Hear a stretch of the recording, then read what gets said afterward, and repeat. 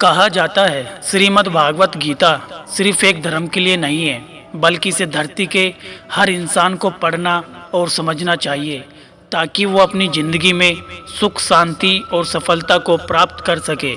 भागवत गीता में कुल 18 अध्याय हैं और इन 18 अध्यायों में कुल 700 श्लोक हैं, जो सभी के लिए पढ़ पाना थोड़ा मुश्किल है। इसलिए आज के इस बेहद ही खास वीडियो में हम भगवत गीता के 111 विचारों के बारे में बात करने वाले हैं, जिन्हें जानकर आप भागवत गीता का सही मतलब समझ पाएंगे। इसलिए इन विचारों को आप हर सुबह सुने।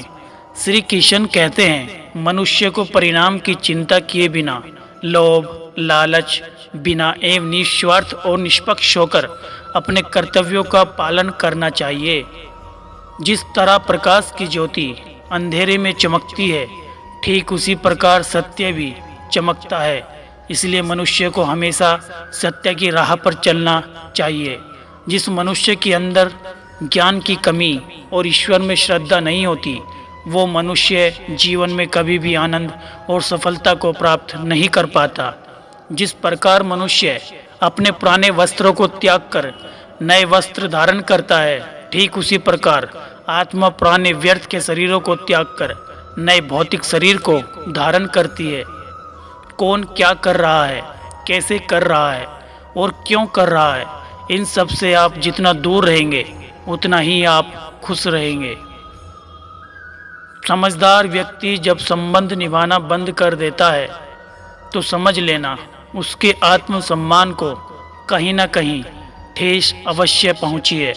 मोह उसी का करो जिस पर आपका अधिकार है। जिस पर आपका अधिकार ही नहीं है, उसका मोह भी नहीं करना चाहिए।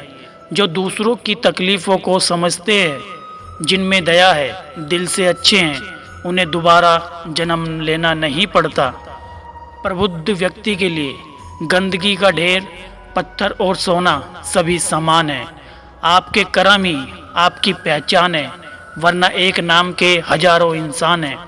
प्रेम सदैव माफ़ी मांगना पसंद करता है और अहंकार सदैव माफ़ी सुनना पसंद करता है। विषयों के बारे में सोचते रहने से मनुष्य को उनसे आसक्ति हो जाती है। इससे उनमें कामना यानी इच्छा पैदा होती है और कामनाओं में विघ्न आने से क्रोध की उत्पत्ति होती है। सदैव संदेह करने वाले व्यक्तियों के लिए प्रसन्नता न इस लोक में है, ना ही कहीं और।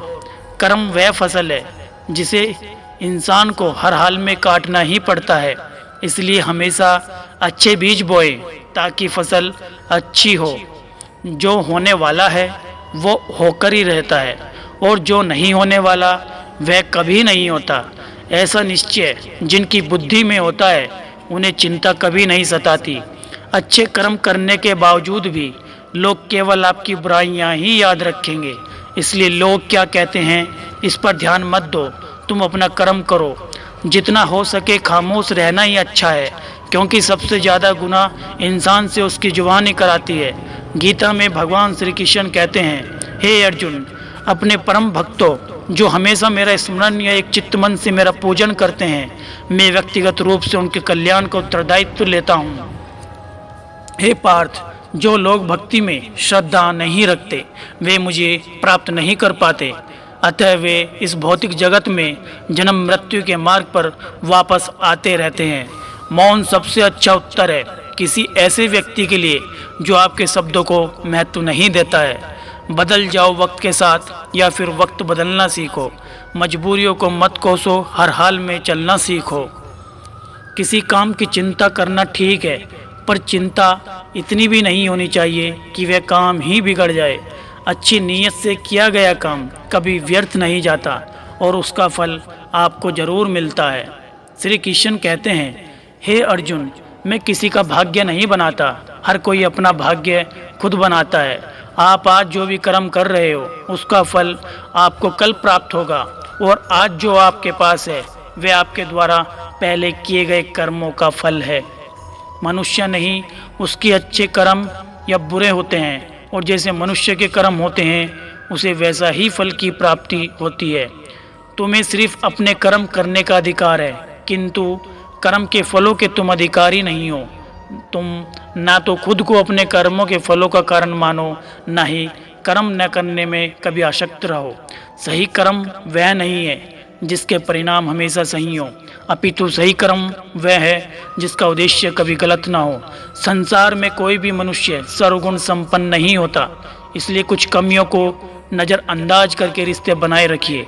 पूर्णता के साथ किसी और के जीवन की नकल करके जीने की तुलना में अपने आप को पहचान कर अपूर्ण रूप से जीना उत्तम है। जब मनुष्य धुंधला पड़ने लग जाता है, तब आपको अपने वर्तमान में ध्यान